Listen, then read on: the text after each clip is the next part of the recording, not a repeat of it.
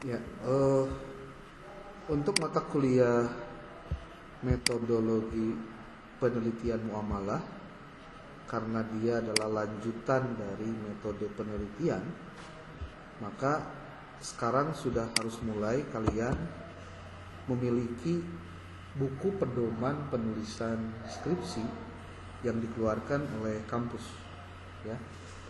Itu sudah dalam bentuk buku. Jadi jangan sampai mau nulis penelitian tapi tidak punya pedomannya, itu keliru. Jadi pedomannya perlu dibaca, perlu dipegang. Ini contoh pedoman yang bukan yang ini deh. Yang ini. Di buku pedoman penyusunan skripsi yang bentuknya landscape ini, ya. Nah ini, di sini disebutkan penjelasan awalnya bahwa di STI Al-Masturiyah ketika berbicara penelitian, maka ranah penelitian untuk skripsi itu dibagi menjadi 3 golongan besar. Ada yang terkait pendekatannya kewahyuan, kemudian kedua falsafi, yang ketiganya adalah empirik. Kamu masuk di ranah yang muamalah nih, yang ini. Di sini ada SK, SF, SE. Non maksudnya, nanti penjelasannya ada di bawah. Sebetulnya ini syariah kewahyuan, syariah falsafi, syariah empiris. Penjelasannya. Apa yang disebut dengan pendekatan kewahyuan? Ya, jadi kamu akan banyak nanti mengkaji tema-tema muamalah yang diambil dari hadis ataupun dari Al-Quran. Pendekatan kewahyuan adalah suatu pendekatan normatif yang didasarkan pada teks suci seperti Al-Quran, hadis Nabi. Ini 2. Nah, bidang ilmunya dari kelompok syariah seperti fikih, usul fikih, kalau tarbiyah ada kependidikan dan psikologi, dakwah, ilmu KPI, semuanya dapat dilakukan dengan pendekatan kewahyuan. Jadi kalau nanti kamu melakukan risetnya terkait dengan satu ayat Quran yang kemudian dibahas dan dituntaskan dengan penjelasan muamalah, itu bisa. Tapi tentu tidak ada hal yang baru sebetulnya. Karena ada Al-Quran mah tiba-tiba gitu-gitu kayaknya itu berubah. Yang menjadi pembedanya adalah ketika berbicara konteksnya. Nah, itu yang beda. Contoh, hari ini ada jual beli online. Apakah berjual beli online itu halal atau tidak? Sesuai syariah atau tidak? Apakah ketika ada keuntungan yang diambil oleh provider itu kayak Tokopedia, Shopee, Lazada gitu, dia ngambil untung nggak dari transaksi jual belinya? Berapa persen? Nah kan gitu. Atau Gojek online, kalau kamu punya akunnya, ketika dihargai contoh perjalanannya itu 70.000 contohnya, itu masuk ke akun si drivernya berapa, terus yang masuk ke providernya berapa, operatornya. Kan ada selisih-selisih itu. Nah, ketika bicara selisih biasanya suka ada. Nah, yang kalau dalam konteks muamalah kan jangan sampai terjadi 3 hal: riba, gharar, maisir. Kalau terjadi 3 hal ini, salah satu saja itu akannya gagal atau tidak sah, atau paling tidak mengandung 3 unsur ini pasti berujung pada muamalahnya itu tidak sesuai syariah gitu. Dan itu pendekatannya sekarang sudah mulai masuk ke hal-hal yang sifatnya perjalanan di kehidupan kita selalu ada. Seperti kenapa orang tertarik dengan pinjol? Padahal pinjol itu merugikan. Pinjol 1 juta, dapatnya 800, 200-nya dipakai buat administrasi. Bayarnya harus 1.300.000. Jadi lagi ke 500 lah. Menangnya udah 800.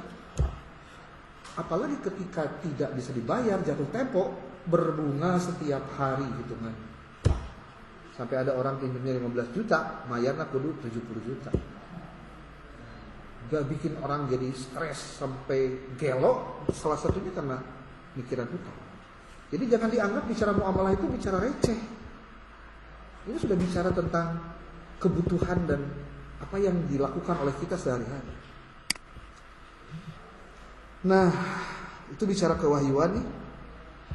Kalau bicara falsafi, ini pendekatan normatif yang didasarkan pada hasil pemikiran ulama, sarjana, cendekiawan, dan tokoh tertentu.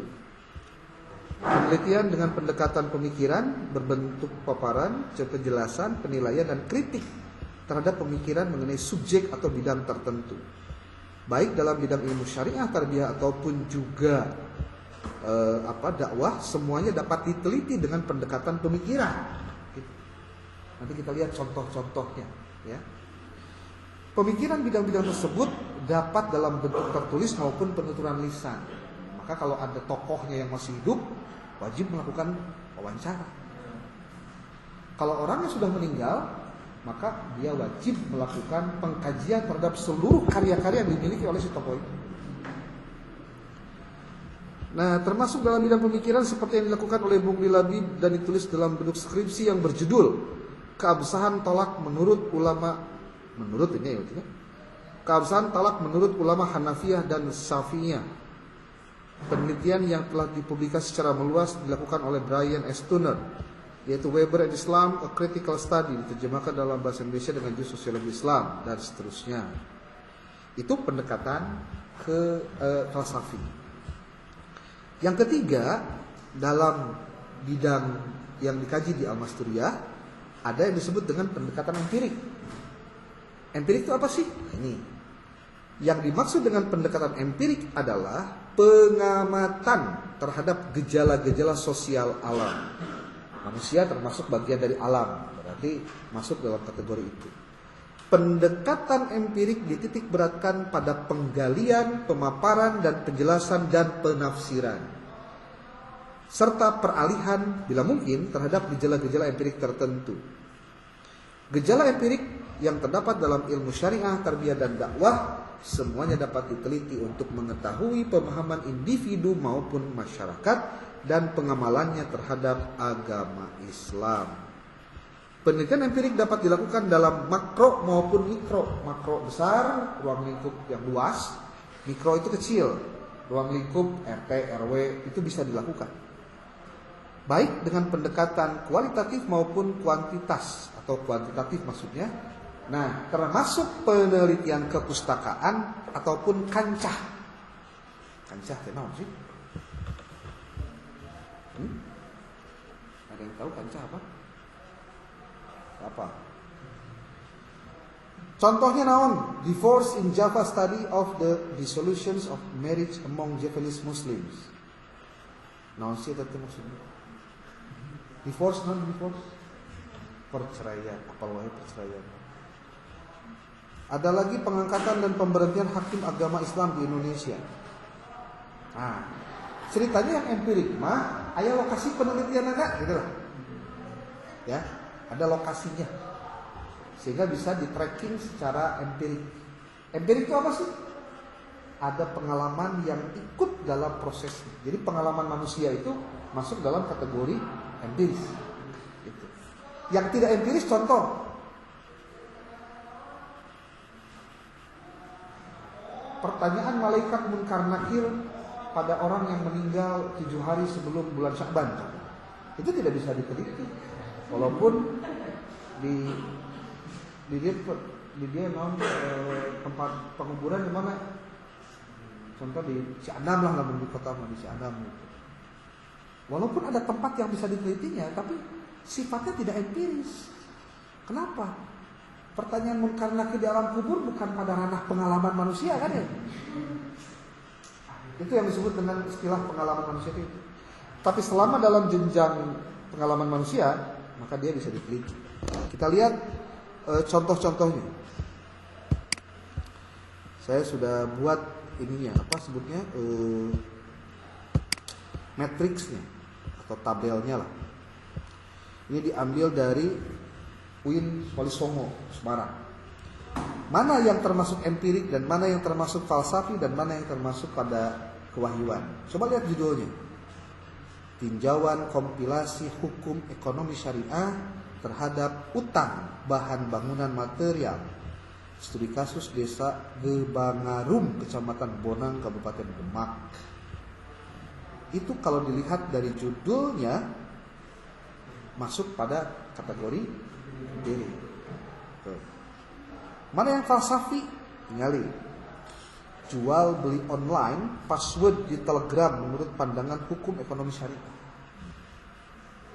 Mana begitu ge aya ditelitinya bisa gitu. Ya maksudnya ini perjalanan yang sekarang kejadian kita yang real time terjadi yang harus juga kita tahu.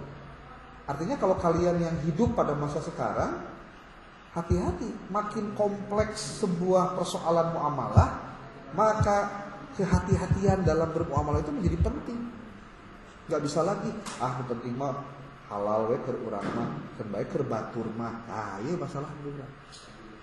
Gak boleh berpikir diri sendiri. Mana lagi? Analisis hukum Islam terhadap sistem upah borongan driver PT Bumi Lestari Logistik. Ini masuknya empirik. Perlindungan hukum konsumen terhadap produk makanan tanpa label kadaluarsa dalam perspektif hukum ekonomi syariah dan hukum positif. Studi kasus UMKM di Kelurahan Bangetayu Kulon, Kecamatan Genuk, Semarang lah pokoknya. Masuknya kategorinya empiris. Mana lagi? Tinjauan hukum ekonomi syariah terhadap penggunaan aplikasi snack video yang dimodifikasi. Studi kasus di Desa Sidorekso, Kecamatan Kaliwungu, Kabupaten Kudus. Banyak lagi. Geningan teu aya anu kewahiwan mah, mungkin karena belum dapat aja. Tapi kalau mau dapat bisa gampang. Itu. Jadi ceritanya nih. Bagaimana kita untuk penelitian yang akan kita lakukan? Maka kita harus mencari tema-tema mana yang tepat untuk kita lakukan risetnya.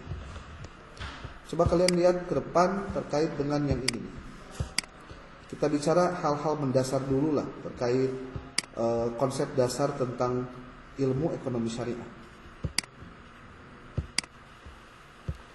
Kita lihat pertama tentang pengertian metodologi penelitian muamalah. Apa sih yang disebut dengan penelitian metodologi penelitian muamalah itu? Ini nih. Metodologi penelitian muamalah merujuk pada kerangka kerja, strategi, teknik dan analisis yang digunakan dalam mempelajari dan menganalisis aspek-aspek yang terkait dengan transaksi dan interaksi ekonomi dan sosial dalam konteks Islam. Nih. Muamalah sendiri itu artinya adalah transaksi atau interaksi. Dan dalam konteks Islam, istilah ini sering digunakan untuk merujuk pada segala jenis transaksi atau hubungan antar manusia yang diatur oleh prinsip-prinsip syariah. Nah, ini. Jadi kalau ditanya, apa yang membedakan antara transaksinya orang Islam dengan orang non-Muslim? Kalian harus paham sampai dengan kerangka berpikirnya. Ingat ya, dalam Islam ada spidol.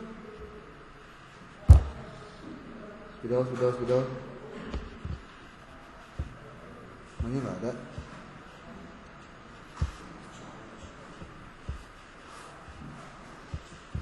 Itu.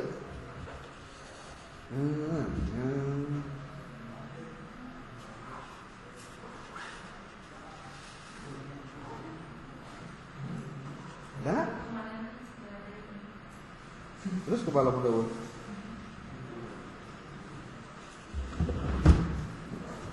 Itu juga nggak ada. Kok nyari dulu dah.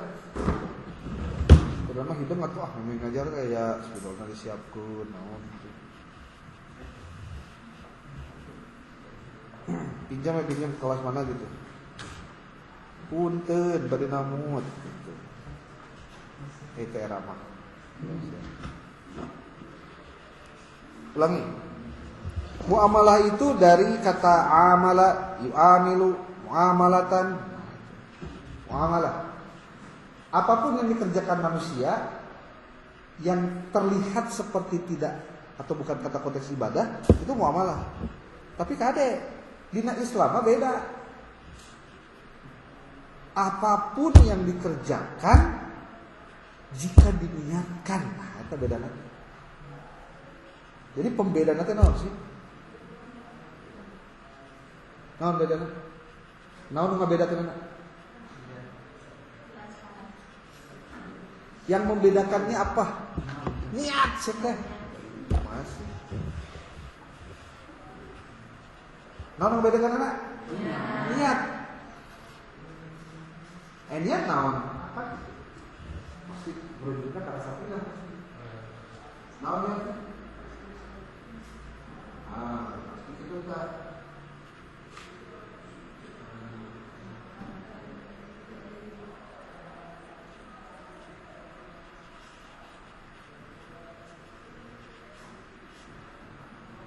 Qasdu syai'in muktaronan dipilih ngarep ke hiji perkara bari bareng ngerolerannya urang yang dahar udah jam 5 lihat deh jam kenal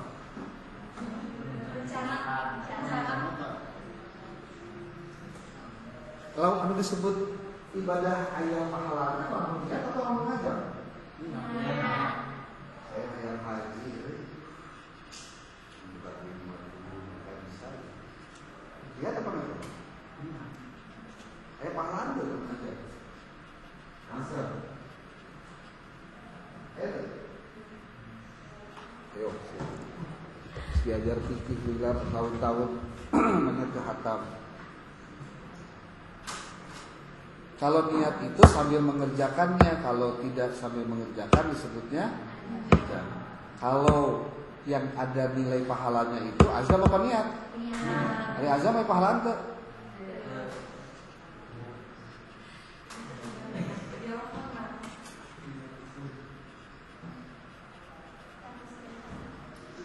Nah, kan, boleh. Terus, jalan. Ada istilah yang membedakan apapun yang dilakukan oleh umat Islam dan bukan umat Islam, Muslim dan non-Muslim itu hakikatnya adalah dunia. Naon dalilna walata.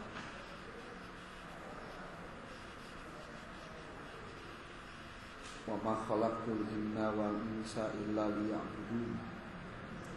Hakikatnya penciptaan manusia itu adalah bukan semata-mata kecuali untuk beribadah. Hakikatnya bermuamalah pun adalah berarti jangan Anda anggap enteng. Beli peksi hareup 50.000. Niatkannya ibadah. Belanja di pasar, muamalah, transaksi jual beli. Kurang boga duit, jadinya boga barang, kurang dibeli, bayar. Aya segat akadnya walaupun mungkin tidak terbiasa. Itu bagian dari prinsip-prinsip syariat. Oke, masuk dulu. Fokus dalam metodologi penelitian muamalah. Fokusnya apa sih? Lihat. Dalam penelitian muamalah, metodologi yang digunakan dapat sangat bervariasi. Tergantung pada jenis dan tujuan dari penelitiannya. Namun beberapa aspek umum yang sering menjadi fokus dalam metodologi penelitian muamalah itu ini. Pertama ada pendekatan normatif Islam. Melibatkan teks-teks klasik tadi tema kewahyuan. Berarti ada orang-orang syariah mah, orang-orang hes mah kade karena Quran, hadis, min kitab teh kudu moloto. Karena kemampuan membaca naskah, kemampuan menerjemahkan naskah itu sangat diminta ketika memahami sebuah teks. Ulah ketika anak ekonomi syariah gagal paham dengan sebuah teks akibat dari ketidakmampuan menerjemahkan, memahami, menafsirkan, bahkan menghayati dari ayat yang dikaji. Karena ini bicaranya tentang apa? Pelibatan teks-teks klasik Islam, Al-Quran, hadis, literatur fikih, yang semuanya memahami prinsip itu, hukumnya harus ada dalam perilaku bertransaksi. Jadi tidak hukum Islam moal ketika keluar tina pagu indikatifna. Pagu indikatif hukum Islam lamun bahasa paling sederhananya 5. Wajib, haram, sunat, makruh, mubah. Walaupun dalam prakteknya kita tidak boleh hitam putih, tapi dalam bermuamalah harus hitam putih. Naon sababna? Sababna. Jadi bahasanya gini. Setiap sesuatu yang tidak ada dalilnya, ingat ya, dalam muamalah itu berarti boleh. Beda dalam hal ibadah. Kamu tidak boleh melakukan sesuatu kalau tidak ada perintahnya. Benar? Ulangi ya. Kalau ibadah itu harus dilakukan kalau ada perintahnya. Kalau tidak ada perintah, boleh nggak dilakukan? Untuk hal yang bersifat ibadah, nggak boleh, nggak ada yang salah. Karena rumuskan apa tadi teh? Ibadah itu harus sesuai dengan perintah. Ingat kan? Sampaikan itu. Kalau tidak ada perintahnya gimana? Entong dilakukan. Dalam ibadah itu mah. Ada tak? Beda dengan muamalah. Muamalah mah segala sesuatu boleh dikerjakan,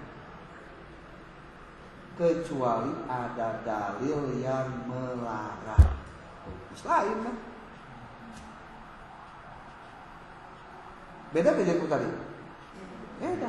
Nu tadi mah kudu digawean lamun aya perintah. Nah, itu ibadah. Ibadah maksudnya ibadah yang sifatnya fiqhiyah. Tetapi kalau untuk muamalah, Anda boleh mengerjakan apapun kecuali ada dalil yang melarang. Enak ya. Menang teu ayeuna jual beli online. Aya larangan dina Quran? Teu aya. Berarti boleh. Tapi kalau di dalamnya mengandung prinsip-prinsip yang melanggar syariat, nggak boleh tuh, kan gitu.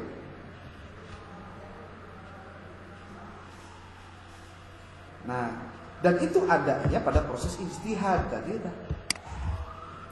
Pendekatan normatif Islam selain studi klasik dan juga sumber primer, Quran, hadis dan kitab-kitab para ulama, juga adalah ijtihad ahli fikih, baik yang modern ataupun juga yang klasik.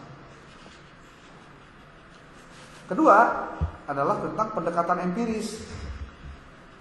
Tadi teh aya lokasi risetnya, ada analisis pendahuluan, ada studi pendahuluannya. Dilakukan dengan cara apa? Observasi, wawancara, studi dokumentasi, survei, bisa.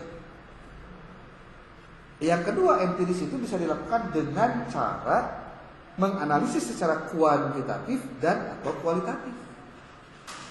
Kita sudah pernah membahasnya di pertemuan metodologi penelitian. Ada lagi yang ketiga, pendekatan interdisipliner. Interdisipliner itu pertama bisa integrasi dengan disiplin ilmu lain. Contoh, muamalah dengan disiplin ilmu lain seperti ekonomi, hukum, psikologi, bahkan termasuk pendidikan. Coba tinggal tadi. Pelajaran di MTS itu aya di PAI pelajaran fikih. Termasuk di pelajaran PAI SD, SMP, SMA, SMKG ada pelajaran PAI yang di dalamnya ada materi fikihnya. Beda lamun di madrasah mah fikih sebagai mata pelajaran, kalau di sekolah fikih sebagai bagian dari sub yang dijelaskan dalam materi PAI. Bagaimana cara mengajarkan PAI? Bagaimana cara mengajarkan siswa bermuamalah dengan benar? Maka dipraktikkan dalam kegiatan pembelajaran PAI di bagian fikih. Berarti di satu sisi konten muamalahnya ada dalam fikihnya, tetapi bicara pendidikannya sebagai bagian dari cara bagaimana ini bisa dilakukan dengan biasa atau dibiasakan. Nah, berarti dia bisa mengintegrasikannya dengan ilmu lain. Termasuk dengan ilmu apa lagi? Psikologi. Apakah ada pengaruhnya psikologi dalam konteks muamalah? Besar. Contoh, kamu beli barang di seseorang, kamu nggak kenal orangnya, dia pasti biasanya pakai harga sesuai dengan yang dicatat di situ. Tapi kalau kamu dekat dengan orang tersebut, kamu pernah ada komunikasi, kamu pernah ada mungkin sejarah dengan dia dulu gimana-gimananya, kadang-kadang merek harga sok beda. Alah kermaneh mah teu naon sekieu. Urang mah penang untungnya hungkul terugi hungkul, kembali untuk nambah ke silaturahmi. Suasana psikologis itu bisa mengubah konsep bermuamalah. Ada juga interdisipliner itu dengan studi perbandingan, membandingkan prinsip dan praktik muamalah dengan sistem hukum dan ekonomi lain, bahkan mungkin saja dengan agama lain, untuk mengidentifikasi kesamaan, perbedaan, dan peluang dalam integrasi dan adaptasi. Kamu boleh lihat begini, mengucapkan ucapan selamat Natal muamalah bukan? Kan ya muamalah kan ikut transaksi duit itu kan ya? Mengucapkan selamat Natal muamalah bukan? Muamalah. Di situ ada sisi akidahnya, tapi sisi lain ada muamalahnya. Tuh, kita nggak bisa lepas dari kajian ilmu-ilmu lain ketika bicara muamalah. Ada lagi pendekatannya adalah etika dan pendekatan nilai. Mengeksplorasi nilai-nilai aspek etis dan moral dalam transaksi muamalah dengan fokus bagaimana prinsip-prinsip seperti keadilan, kesejahteraan, dan larangan riba diimplementasikan dan ditegakkan. Sekarang mah sudah tidak ada nama riba teh. Itu dalam riba. Pas sudah ada itu getos jadi nama. Maka ada lagi jadi nama. Nama-nama. Istilahnya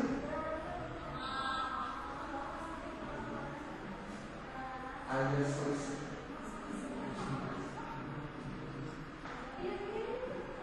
atau ada lagi yang menyebutnya biaya tambahan.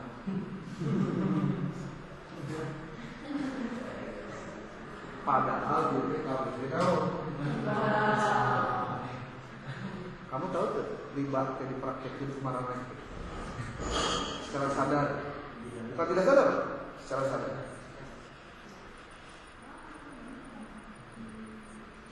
Paristi,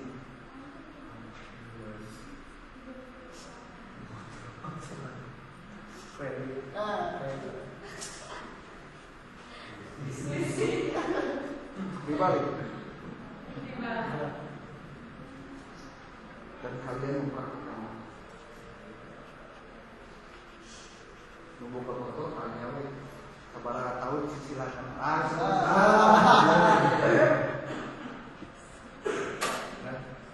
Padahal marang FP mahasiswa cash. Nyaho hukum ekonomi atau muamalah. Dan ini sebuah tragedi. Yes. Jadi anak itu bangga atau bermotornya. Pasti bahasa muncul atau kamu menjadi jilat mau semua banyak setan. Karena setan itu selalu membuat was-was hati manusia. Ini kecil sampai kan bisa dipakai ke kolam ilmu, bisa dipakai ke kampus, bisa pakai tujuan raja apa. Motornya bakal dimanfaatkan. Setan. Dia hanya melihat aspek yang ujungnya. Maka ternyata ketika mulai bongkar itu makin dan kamu harus berani mengatakan itu ke orang tua, termasuk ke dirimu sendiri. Saya bukan terlibat urusan riba. Kamu cek deh pikiran di rumah. Nah, tinggali bagaimana Rasul mengancam pelaku riba.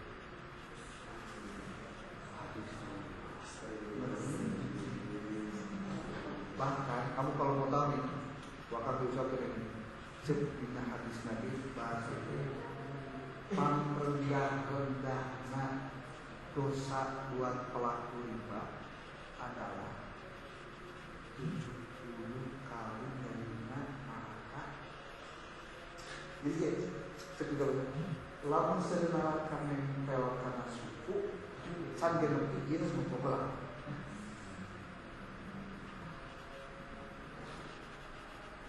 Dosa riba sarua itu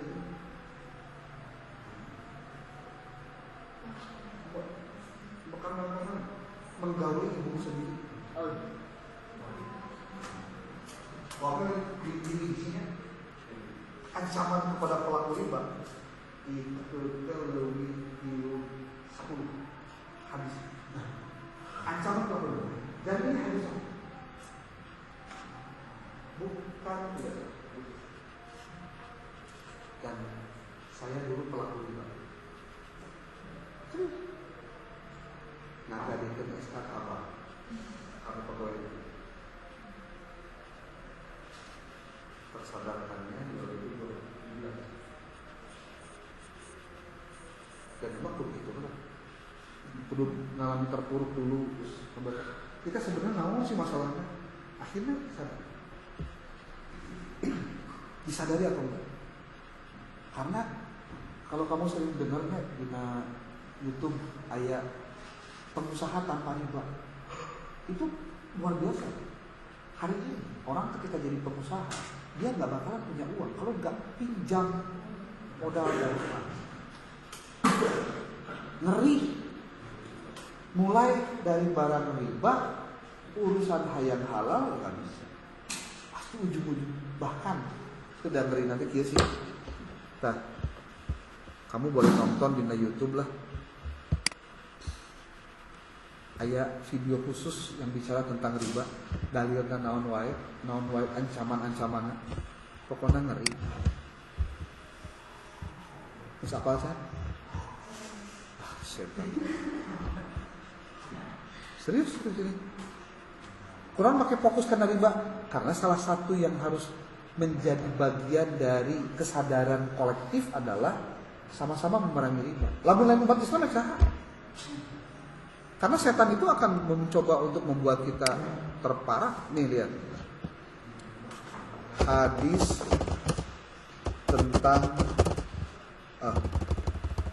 hadis mengancam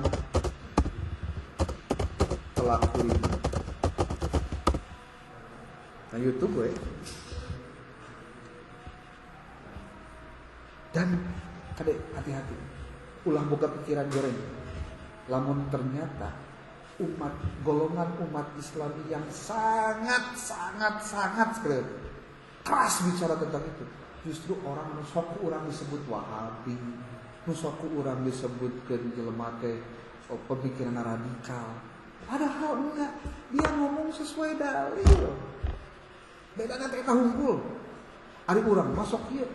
Lah kan hukumna loba, aya oge ulama nu ngabolehkeun. Di urang mah tahu. Padahal dalilnya sudah tidak bisa dibantah. Bahkan namun si Erwan di Termizima ya, orang yang jadi pemungut pajak anu gawena di bank karena dia makan bank itu. Oh ngeri Pak. Nih. Hadisnya wela ya, hadisnya itu. Ulah tim tadi bisi kaget.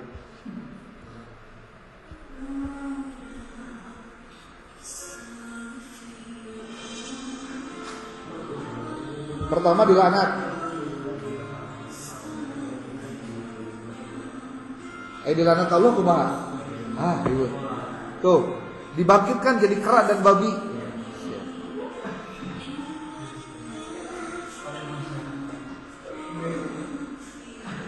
Dosanya lebih berat daripada zina. Nah, itu 30 kali lebih berat daripada zina.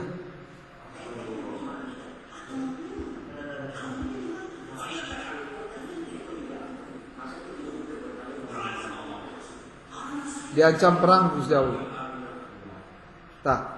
5 ancaman bagi pelaku riba dalam pandangan Al-Quran dan hadis.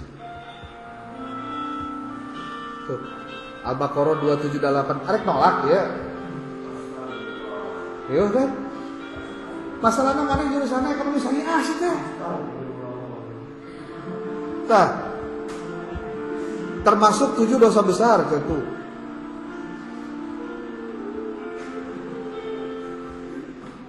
Loba lah. Udah.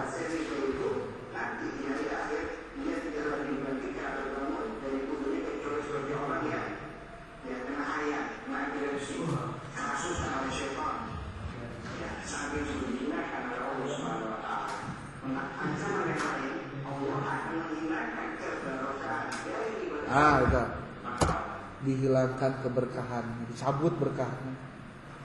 Kumaha cing lamun dicabut berkahnya? Urang capek gawe, boga, tapi ya deui. Teu puguh we hasilna. Duit mah aya, ngan. Punten ya. Pamajikanna salingkuh, anakna kena narkoba. Naudzubillah min dzalik. Aya deui. Duitna mah loba, ngan geus teu bisa ngadahar daging hayam. Dahar kudu jeung uyah, rudet. Tadi cabut berkah teh salah satunya nikmatnya dikurangi. Kudu sing hati-hati bagian. Assalamualaikum saudara muslim. Tahukah Anda dari Jabir diriwayatkan bahwa dia berkata, Rasulullah Shallallahu Alaihi Wasallam melaknat pemakan riba yang memberikannya, pencatatnya dan saksi-saksinya. Pencatat lagi termasuk bagian dari diurang ayat pelaku riba hebat ke daerah usaha riba.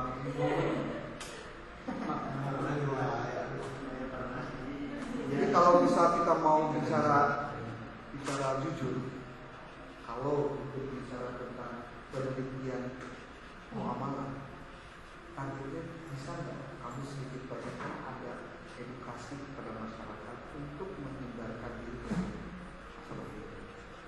Karena sudah tidak ada nama riba, orang juga kenal riba, tidak ada tahu. Namanya bunga, selisih, biaya tambahan, ada istilah-istilah lain yang orang sudah dijauhkan dari nama-nama agama.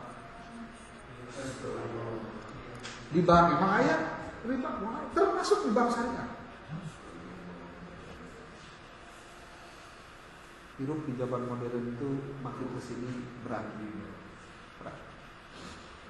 Cenah eta mah naif we atawa sebutin namanya Arno we lo bakal sieur gitu. Hirup pada kumaha deui lamun teu kieu kumaha atuh. Kalian percaya atau tidak? Hal-hal yang seperti itu perilaku masyarakatnya bisa diriset. Bahkan bisa enggak menjadi bagian dari cara kamu melakukan riset. Bagaimana edukasi kepada masyarakat untuk menghindarkan dari riba, bank emo dan lain-lain. Karena bicara ekonomi mah, tidak bisa pun pakai agama, pun pakai ekonomi dulu. Emang kalau beriman apa? Disukakan ku ayat Quran. Emang yang sana? Disebut semua. Perlu ekonomi lagi artinya ekonomi dalam Islam atau sebutlah muamalah itu dampak ke akhirat. Jadi kalau kamu hari ini ada di jurusan S, bersyukur berarti kamu harus bisa terhindarkan dari perilaku, sifat, sikap, kebiasaan, dan cara berpikir yang negatif tentang syariah. Suka semua dibawa demikian. Emang kieu. Nih, coba kita lihat ya. Terakhirlah sebelum jam 6. Di Google Scholar kita lihat seberapa banyak orang meriset tentang perilaku riba. Pemahamannya dulu deh.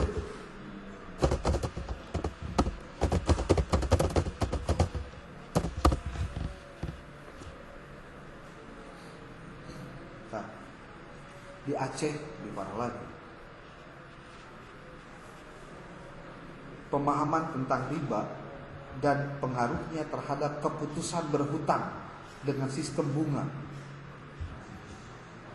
pengaruh interaksi sosial budaya dan pemahaman tentang riba terhadap keputusan nasabah dalam memilih bank syariah. Ini penelitian muamalah loh. Pengaruh pemahaman tentang riba dan bagi hasil terhadap keputusan menabung di BNI Syariah Surabaya. Serius. Anda suka atau tidak suka, kita dihadapkan pada fenomena-fenomena yang bergejala seperti ini. Mau apa lagi tentang riba atau tentang ini? Solusi riba. Ayat tuh kira-kira. Solusi bebas riba menggunakan bank syariah. Pembiayaan syariah di sektor pertanian. Solusi permasalahan riba dalam perspektif sosial dan ekonomi. Kamu kalau di pedesaan coba lihat orang jadi petani atau jadi buruh tani hayang meuli naon sebutan teh pupuk keboga pupuk itu ke pengijon. Kumaha pengijon? Ya teu pengijon kumaha? Ijon. Jadi boga tangkal duren can buahan tapi katingali aya bunga-bunga kecil. Orang teu boga duit. Diijonkeun teh dibeli tapi can jelas. Sok kabeh lah ieu sabaraha 10 jutaan. Sok duitna tapi ayeuna. Engke lamun sebuahan 10 jutaan kabeh sok. Eta mah hasilnya jadi 20 juta, mana ngaji 5 juta, urusan mana pokoknya kurang mah duitnya. Pupuk sama gitu. Mungkin dijualnya ke orang, harganya sekian, disitengkeun harganya. Matakan banyak masyarakat miskin, lebih miskin lagi karena dia tidak tahu bahwa ini persoalannya muamalah yang salah kaprah. Jadi bicara tentang muamalah itu panjang lebar tuh. Ada pendekatan interdisipliner, pendekatan etika dan nilai. Ada lagi integrasi teknologi dengan penelitian muamalah tadi teani di era digital teani. Ada lagi pendekatan sejarah dan evolusi muamalah. Ada aspek sosiologis dan antropologis. Ini pun bisa diteliti, termasuk kritik dan refleksi. Ada lagi pendekatan hukum komparatif. Jadi ada 9 ranah yang bisa kamu jadikan bahan riset di penelitian muamalah. Saking lobana jadi ya tunggunya cicingnya sare. Kita belum bicara kayak DSN. DSN itu Dewan Syariah Nasional. Belum lagi bicara fatwa MUI tentang banyaknya regulasi yang berkaitan dengan hukum ekonomi kita.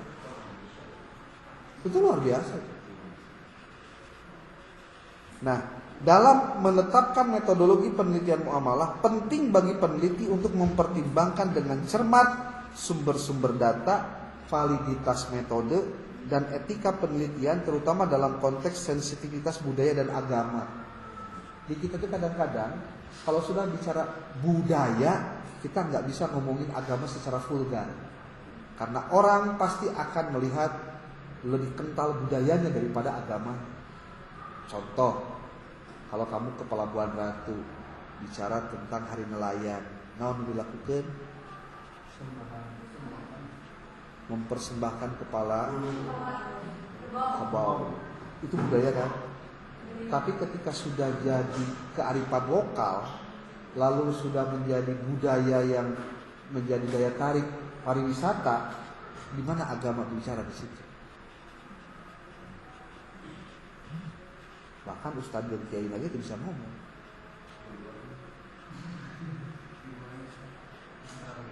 Pertanyaannya itu aspek muamalah lain. Muamalah bos. Makanya kadang-kadang hadis Rasul terkait dengan man ra'a minkum munkaran falyughayyir bi yadihi. Mun boga kekuatan mana nempo kemungkaran pakai leungeun. Fa lam yastati fa bilisani, lamun teu make lisan. Ngomong. Fa lam yastati fa bi qalbi, lamun teu pakai hati. Tapi kata Rasul, kalau ulaika ad'aful iman, pangrendah-rendahna iman teh lamun disana nganukur dina hati. Jauh jalan kita masih panjang, urusannya masih perlu banyak digarap. Nanti akan kirim di grup beberapa buku terkait dengan ekonomi syariah, termasuk juga buku-buku yang boleh jadi penting buat dipelajari. Seperti ini nih, buku muamalah. Nah ini nih, ada beberapa buku 7 fikih muamalah, halal haram bisnis online kontemporer, teori dan implementasi fikih muamalah. Ada muamalah kontemporer, karakteristik ilmu, teori-teori hukum. Nah ini, ya contoh ya, halal haram bisnis online. Ini fikih muamalahnya jelas.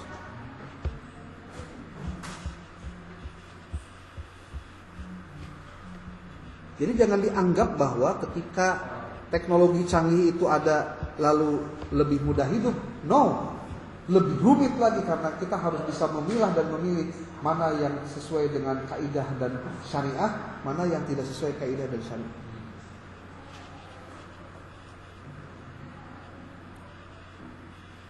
Itu sebagai pengantar dulu deh di pertemuan pertama. Ya. Pertemuan berikutnya nanti akan minta 1 disediain dus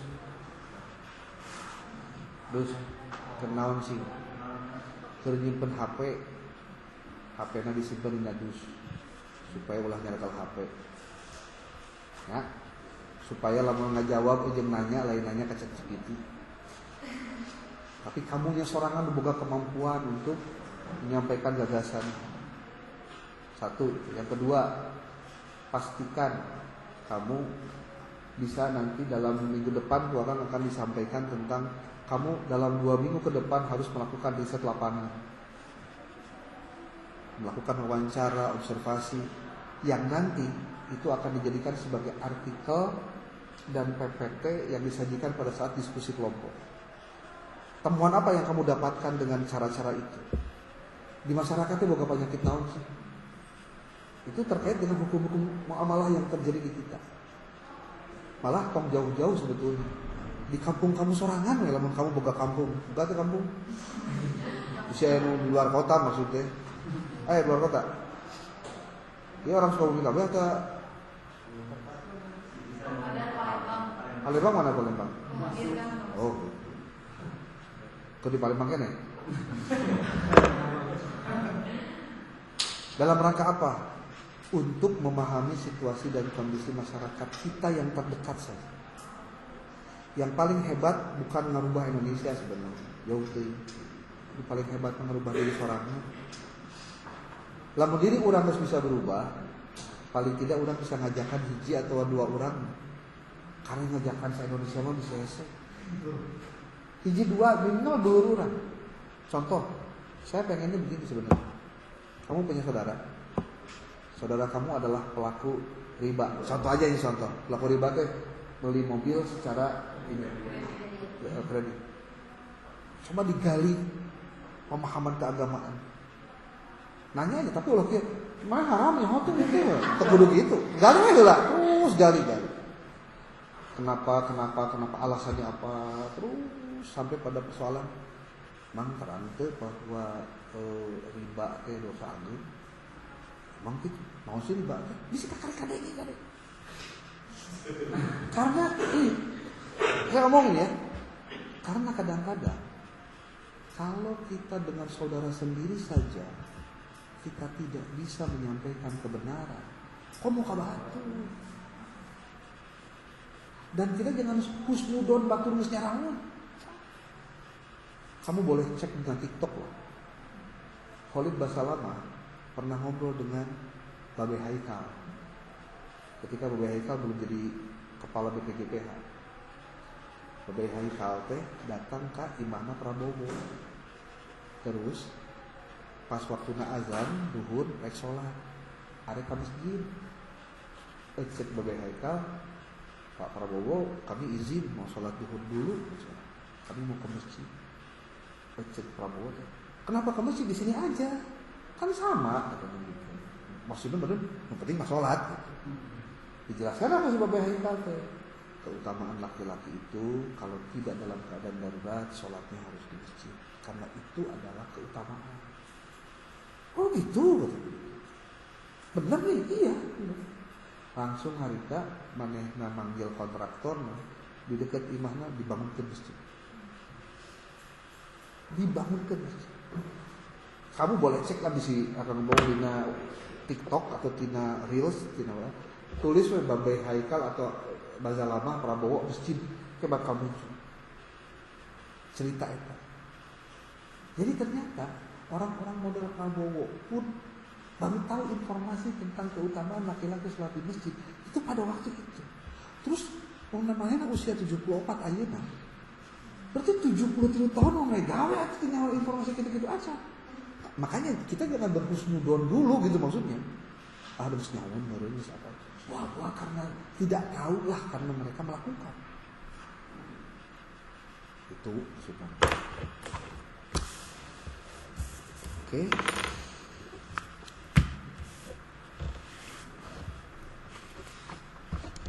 Ini memang yang 10 orang memang tidak hadir dari awal. Orang-orang luar ngumpul. Oke, ada pertanyaan boleh?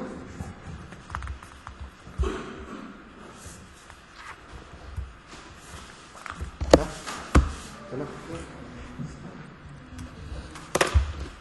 Nanti minggu depan akan sampaikan terkait dengan tema-tema itu. Mudah-mudahan bisa lebih